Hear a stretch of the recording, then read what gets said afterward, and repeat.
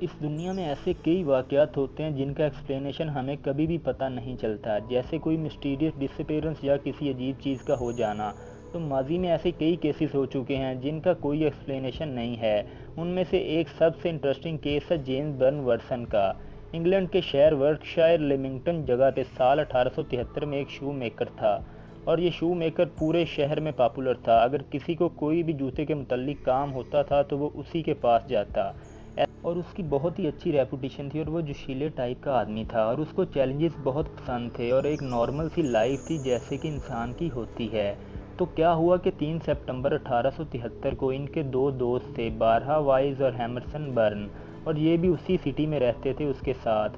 ان دونوں نے اس کو چیلنج دیا کہ آپ ہمارے شہر سے کوونٹری تک آپ دوڑ کے دکھاؤ، جو کہ 20 مائل یعنی 32 کلومیٹر کا راستہ ہے۔ کیا آپ اپنے آپ کو رنر مانتے ہو تو کر کے دکھاؤ، اور اس نے چیلنج کو ایکسیپٹ کر لیا۔ وہ چیٹنگ نہ کرے اور شارٹ کٹ نہ لے، اسی لیے اس کے دوست اس کو گھوڑے پہ فالو کرنے لگے، اور وہ اس کے ساتھ بات چیت کرتے رہے اور یہ جائزہ لگاتے رہے کہ یار یہ تو دوڑے ہی جا رہا ہے، وہ اس کو فالو کر رہے ہیں، اور جیمز دوڑ کر اپنا چیلنج کمپلیٹ کر رہا ہے۔ تو ہوا یہ کہ ایک عجیب سا پتھر دکھا ان کو اپنے آگے، اور اس کے دوستوں کو عجیب لگا گھوڑے پہ، اور جو جیمز تھا وہ تو جوشیلا ہو کے دوڑ رہا تھا، اور پھر وہ اس پتھر سے ٹکرا گیا، اور اس کے بعد ہوا یہ کہ وہ پتھر سے ٹکرانے کے بعد ہوا میں اچھلا، اور زمین سے ٹکرانے سے پہلے ہی وہ جیمز وینش ہو گیا۔ یہ دیکھنے کے بعد اس کے دوستوں کو کچھ سمجھ نہیں آیا، اور اس کے دوستوں کی حالت خراب ہو گئی، اور وہ دونوں جلدی سے واپس شہر گئے اور لوگوں کو بتایا کہ وہ کیا دیکھ کے آئے ہیں۔ پھر پولیس کو ڈاؤٹ ہوا شاید ان لوگوں نے مرڈر کر دیا ہو، اور اتھارٹیز کو شک ہوا، بٹ پولیس والوں کو کوئی ایسا ایویڈنس نہیں ملا، اور ان کا کوئی ایسا موٹیو نہیں تھا۔ وہ کئی سال سے آپس میں دوست تھے، اور وہ لوگ ایک اچھے دوست تھے۔ شہر کے سارے لوگ یہ بول رہے تھے کہ ان کی دوستی ایک مثال ہے، اور یہ ایسا کر ہی نہیں سکتے، جو انہوں نے دیکھا ہے اپنی آنکھوں سے وہ سچ بول رہے ہیں۔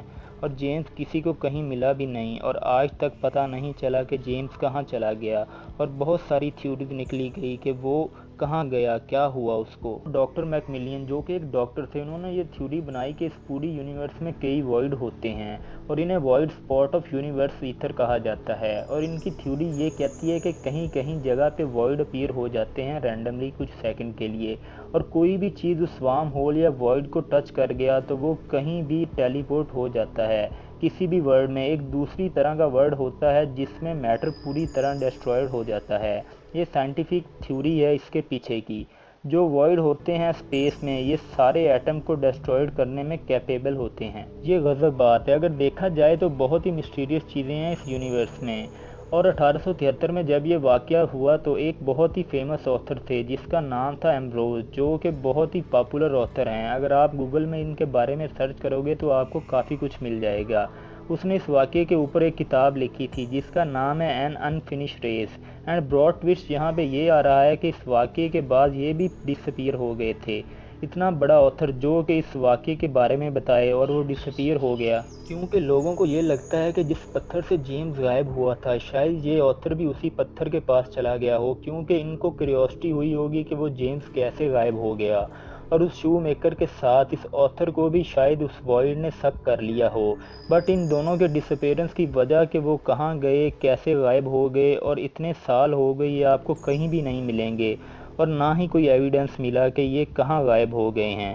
یعنی لگتا ہے کہ وہ ایکچولی اس وائڈ میں سک ہو گئے تھے، اس وارم ہول میں، بٹ ریئلٹی کچھ اور ہے، کوئی نہیں جانتا، یہ بس ایک تھیوریز ہیں۔